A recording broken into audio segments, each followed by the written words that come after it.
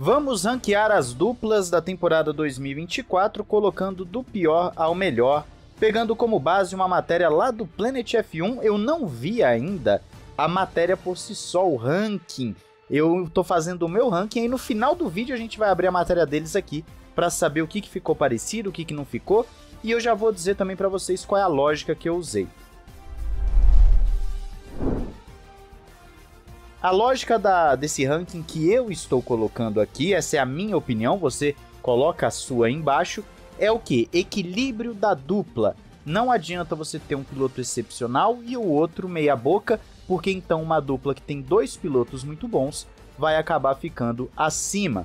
Essa é a lógica que eu estou utilizando nesta lista. Você pode discordar, você pode concordar, e eu peço para que você deixe a sua lista embaixo com a sua lógica. Explica aí, eu estou usando de lógica aqui tal cenário, para a gente poder ver os rankings que vocês colocaram também.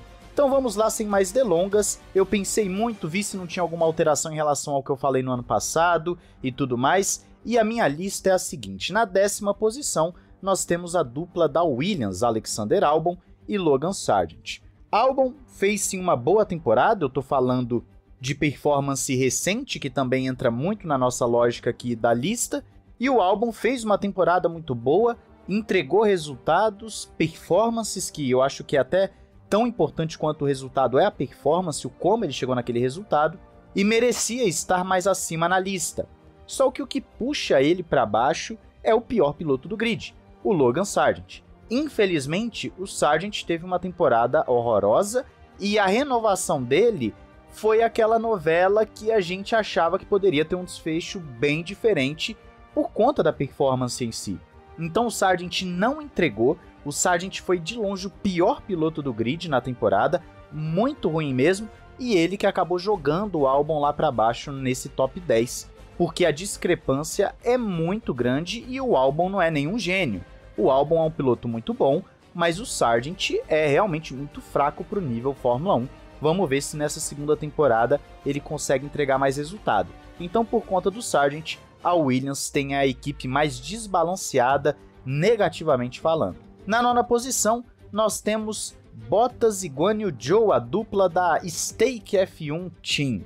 Eu não vejo uma grande diferença, por exemplo, do Bottas para o Albon. Eu acho o Bottas também um piloto muito bom, é piloto ali de meio de pelotão, tem os seus momentos, não fez uma temporada excepcional pela Stake F1, mas foi uma temporada ok, regular ali, dentro daquilo que a gente já espera do Bottas, e não acho que tenha uma diferença brutal entre ele e o Albon. Já entre o Zhou e o Sargeant tem uma diferença considerável. O Zhou correu bem no ano passado, dentro também das limitações de carro e tudo mais, e é o Zhou que está fazendo essa diferença no ranking aqui, para a Stake ficar à frente da Williams. No comparativo Zhou e Sargeant, é onde você tem esse detalhe, por isso que para mim a Stake fica na 9ª posição. Em 8º lugar nós temos a dupla da Haas, Magnussen e Hülkenberg. A lógica de Magnussen e Hülkenberg é muito próxima daquilo que eu acabei de falar da Stake. Eu vejo ali o Magnussen e o Hülkenberg em níveis muito próximos os dois, em performance, entrega. Você vê até que às vezes no qualifying um entregava melhor, na corrida o outro, mas no geral eles mantêm uma média muito parecida de performance. E eu acredito que são pilotos também que em velocidade pura estão mais ou menos naquele nível de Bottas e Albon. Então se você considerar essa média, Magnussen e Hülkenberg ficam à frente de Stake e Williams por conta desse equilíbrio, dessa média que tem dentro do cenário. Na 7ª posição, a dupla da AlphaTauri, Daniel Ricciardo e Yuki Tsunoda. Por que a dupla da Alfa está acima, por exemplo, da Haas? Eu considero o Daniel Ricciardo um piloto que, mesmo tendo menos tempo para entregar performance no ano passado, andou, eu diria que bem dentro das circunstâncias. Andou, na verdade, muito bem. Eu acho que o Daniel Ricciardo entregou mais do que era esperado para ele. E isso coloca ele acima do Magnussen, do Bottas ou do Albon, até porque nós sabemos que o Ricciardo naturalmente é um piloto mais rápido. E aí você junta com o principal fator que nós estamos levando em consideração, que é a performance recente, eu acho que ele entregou bem mais do que o esperado com a AlphaTauri, um carro que ele não conhecia, que ele andou poucas corridas e mesmo assim foi muito superior à expectativa. E o Tsunoda apresentou uma evolução muito grande na temporada passada, um amadurecimento muito grande, e eu acredito que ele pode estar ali no nível de Magnussen e Hülkenberg tranquilamente. Por isso, o Daniel Ricciardo fazendo essa diferença no ranking, o Tsunoda fica no nível dos demais e o Ricciardo fica um degrauzinho acima, então a AlphaTauri fica na 7ª posição. No 6º lugar, nós temos a dupla da Aston Martin, Alonso e Stroll. Alonso poderia facilmente estar muito mais à frente aqui nesse ranking, porque é um piloto excepcional que teve uma temporada excepcional, que é o mais importante. Ele teve uma temporada muito forte com uma Aston Martin que foi deixando de performar ao longo do ano, mas mesmo assim o Alonso ainda ia conseguindo os pontos ali na marra, ele ia tirando o carro de umas posições muito loucas durante a segunda parte da temporada. Então o Alonso poderia facilmente estar mais à frente, porque ele é muito superior a alguns pilotos que nós vamos citar aqui. Só que o Stroll é onde joga para baixo, porque a temporada do Stroll foi decepcionante. Ele teve uma primeira corrida muito boa, machucado lá no Bahrein, só que depois disso ele simplesmente sumiu na temporada. Ele foi reaparecer no ano no finalzinho da temporada. Então não dá para falar que a temporada do Stroll foi regular, porque nem isso foi. Foi uma temporada muito fraca e o Alonso fica acima ali do Ricciardo. O Stroll tá mais ou menos no nível do Tsunoda, só que era para estar bem acima, né, convenhamos. Então fica na 6ª posição. O Alonso fez uma diferença brutal nesse comparativo, por exemplo, com a AlphaTauri. Na 5ª posição, a dupla da Alpine, Gasly e Ocon. Matheus, que absurdo colocar Gasly e Ocon à frente do Alonso. Foi o que eu citei agora há pouco, a média da dupla. Gasly e Ocon sofreram com um carro bem ruim da Alpine, que estava numa terra de ninguém, mas mesmo assim entregaram uma média muito parecida, e são pilotos superiores ao Stroll, e foram superiores ao Stroll na temporada passada, se você considerar o cenário da equipe onde eles conseguiam colocar o carro. Então, pela média, mais uma vez, o Alonso é fora de série, mas o Stroll jogou muito para baixo a Aston Martin.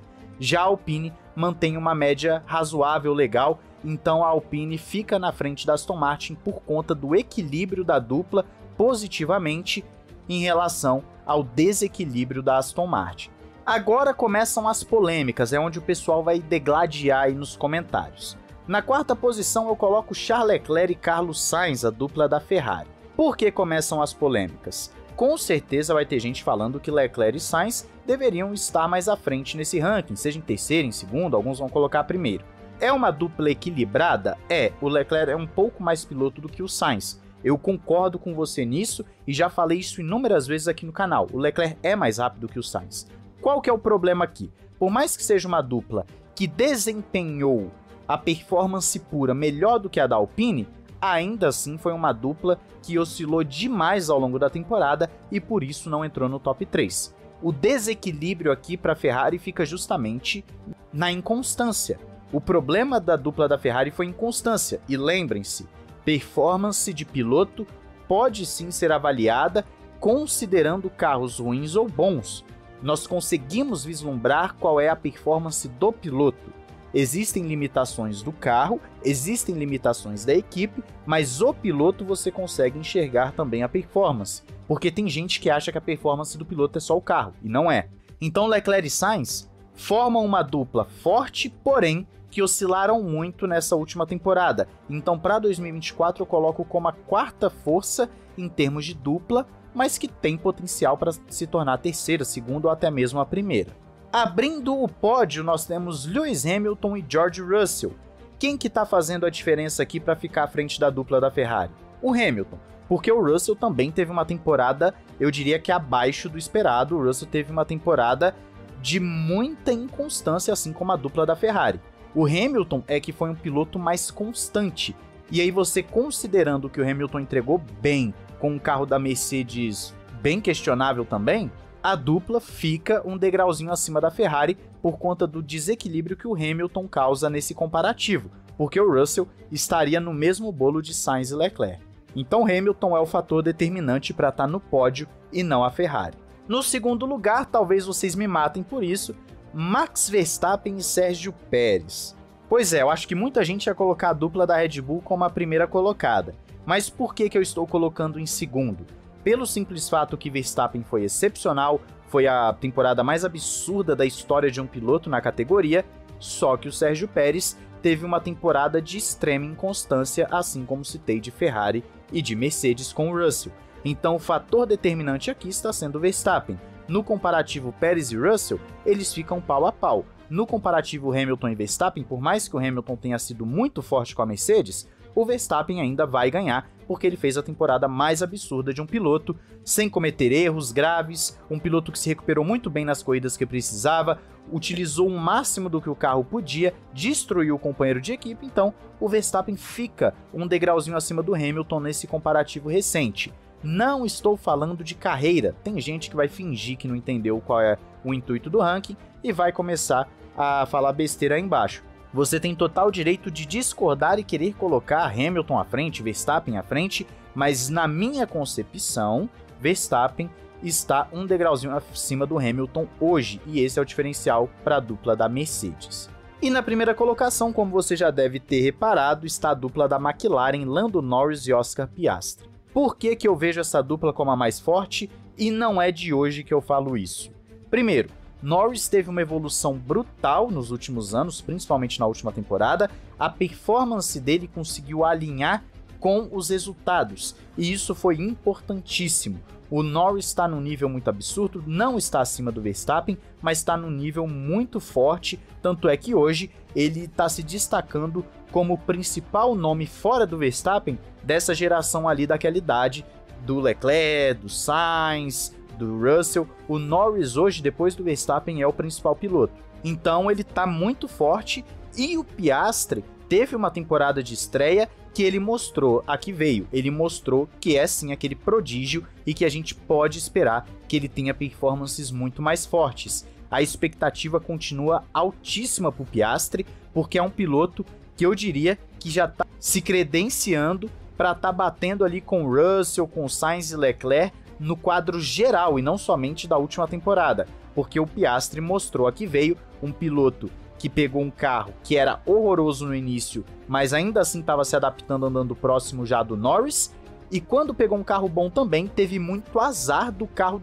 ter problema em momentos cruciais, ou então da equipe fazer uma estratégia ruim com ele, porque ele conseguiria ter resultados melhores. A performance do Piastri merecia resultados melhores se não fossem os infortúnios.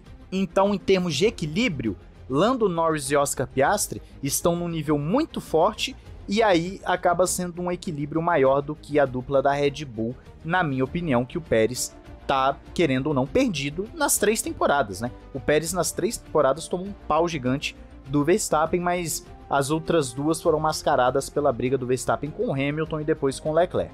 Então esse é o meu ranking, mas agora vamos dar uma passada rápida no ranking, então, do Planet F1. Na 10ª posição eles têm a dupla da Stake F1, na 9ª posição da Haas, na 8ª da Williams, na 7ª da AlphaTauri, na 6ª da Alpine, na 5ª posição Aston Martin, na 4ª posição McLaren, na 3ª posição Mercedes, na 2ª Ferrari e na 1ª Red Bull. Então o que tem igual aqui da minha lista para do Planet F1? Pelo que eu tô vendo aqui, o 7º lugar da AlphaTauri e o 3º lugar da Mercedes. São os 2 pontos que nós estamos de acordo. E você, qual a sua opinião? Diz aí nos comentários, não esqueça de se inscrever e ativar o sininho para não perder nada, entrar na Instant Gaming para adquirir jogos e gift cards por um preço mais acessível e também adquirir os produtos pela Amazon aí embaixo, conforme tenho falado para você adquirir produtos selecionados que já estão aí e também comprar coisas aleatórias no link geral da Amazon. Um grande abraço, valeu e falou!